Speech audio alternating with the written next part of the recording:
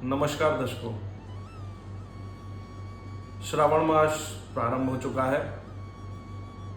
जिन जातकों की कुंडली में काल सर्प दोष होता है, यदि आप ज्योतिष शास्त्र में विश्वास रखते हैं और आपने कभी किसी ज्योतिषी से या पंडित जी से सलाह ली हो अपनी कुंडली दिखाकर, और यदि उन्होंने आपकी कुंडली में काल सर्प दोष बताया है,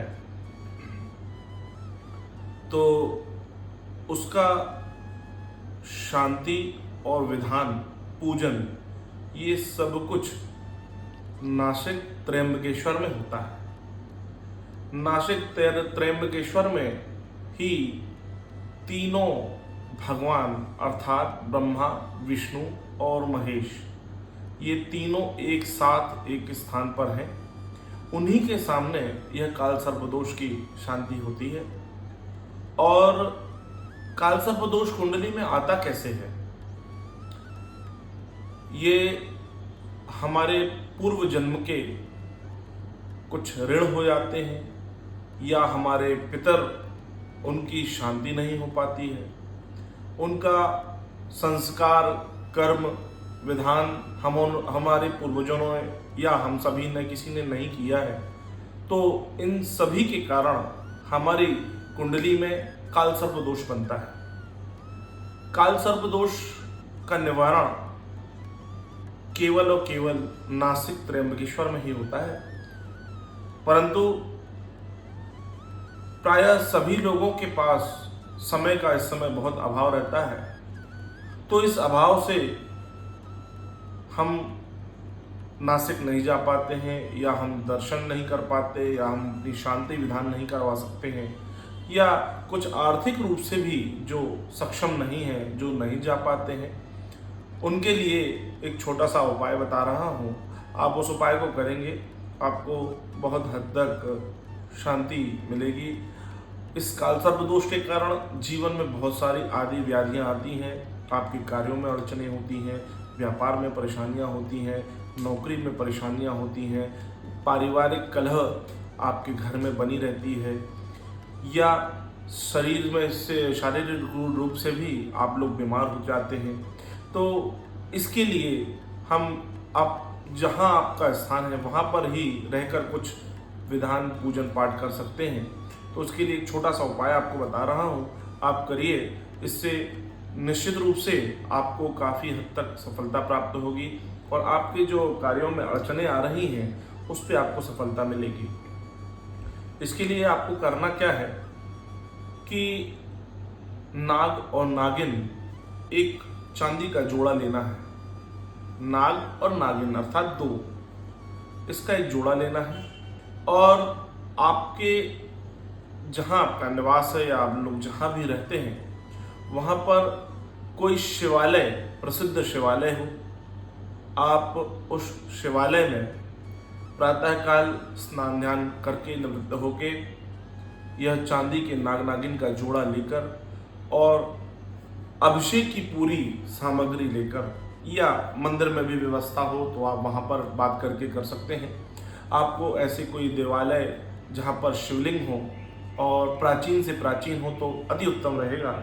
यदि आप अपने उस शिवालय जाकर वहाँ पर भगवान शंकर का अभिषेक करें, उसके बाद वह जो नाग नागिन है उनको भगवान शिवलिंग की पिंडी पर रख दें। उसके बाद उनकी भी आप पूजन करें।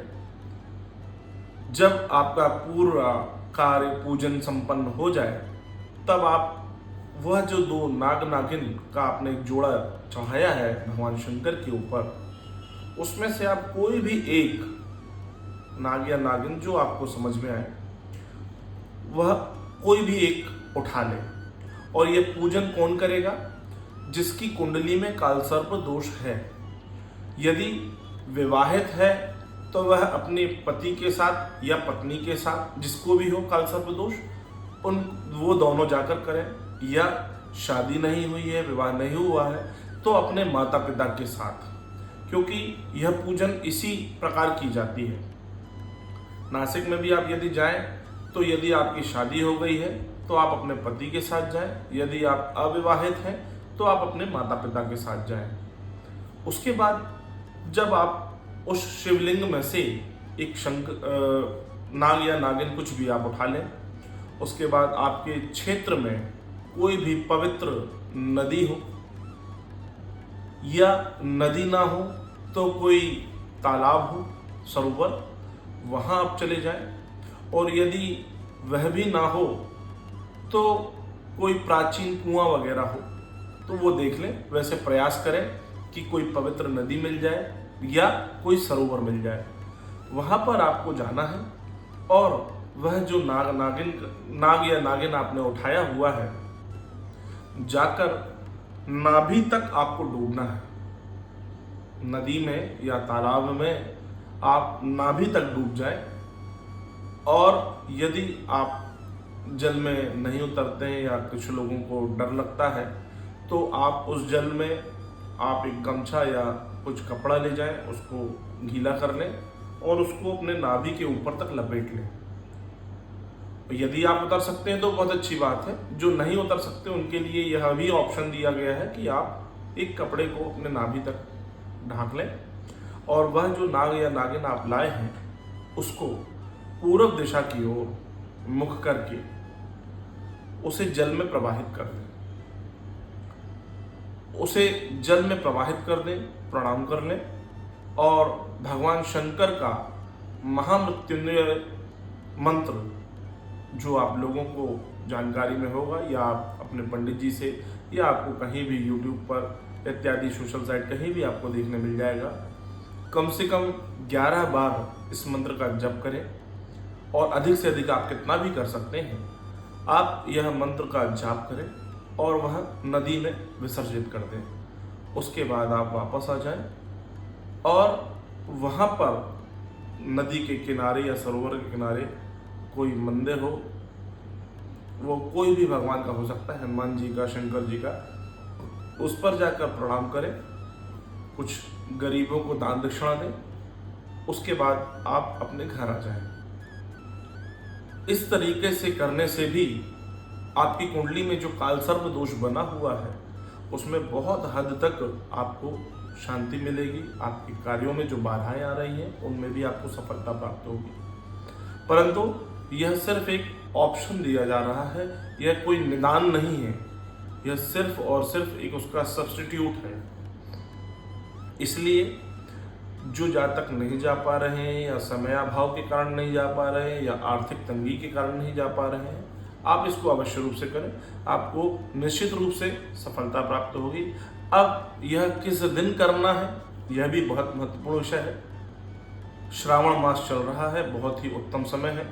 यह भगवान शंकर का ही मास माना जाता है और भगवान शंकर को अत्यंत प्रिय है।